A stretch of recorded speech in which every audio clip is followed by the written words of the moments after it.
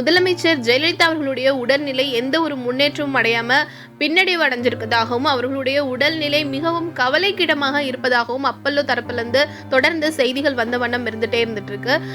இதுல அப்பல்லோ மருத்துவமனையில முதல்வர் அவர்கள் அனுமதிக்கப்பட்டதிலிருந்தே லண்டன் டாக்டர் ரிச்சர்ட் பீலே அவர்கள் அவங்களோட உடல்நிலையை கவனிச்சுட்டு வராங்க. ஸோ அவர் இப்போ ஒரு ரிப்போர்ட் வெளியிட்டிருக்காரு. அண்ட் அதில் அவர் என்ன சொல்லியிருக்காருன்னா, எங்களால் முடிஞ்ச அளவுக்கு ஒரு உலகத்தரம் வாய்ந்த மருத்துவ சேவை அவங்களுக்கு நாங்கள் அம்மா அவர்களுக்கு அவங்கள அப்படி தான் கவனிச்சுட்டு இருக்கோம்.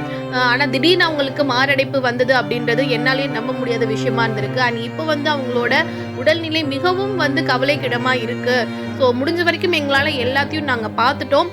இதுக்கப்புறம் இயற்கையா ஏதாவது ஆச்சரியம் நடந்தா உண்டு அப்படின்ற மாதிரி அவர் சொல்லியிருக்காரு. அண்ட் அது மட்டும் இல்லாம அப்பல்லோ ஹாஸ்பிட்டல்ல உள்ள எக்ஸிகியூட்டிவ் டைரக்டர் சங்கீதா ரெட்டி இவங்களும் அவங்களோட ட்விட்டர் பக்கத்துல முதலமைச்சர் அவர்களுடைய உடல்நிலை கவலைக்கிடமா இருக்கு, நாங்க எங்களால முடிஞ்ச எல்லா விஷயத்தையும் பண்ணியிருக்கோம் அப்படின்ற மாதிரியும் அவங்களும் அவங்களோட ட்விட்டர் பக்கத்துல பதிவுகள் போட்டிருக்காங்க.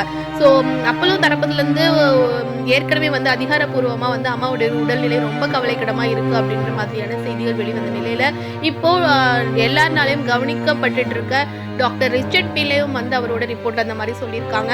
அண்ட் சங்கீதா ரெட்டியும் இந்த மாதிரி சொல்லியிருக்காங்க. ஸோ இதனால சென்னையில அப்பல்லோ மருத்துவமனைக்கு முன்னாடி ஏகப்பட்ட அதிமுக தொண்டர்கள் குவிஞ்சிருக்காங்க. ஸோ ஒரு பெரிய பதட்டமான சூழ்நிலை அங்க உருவாகி இருக்கு.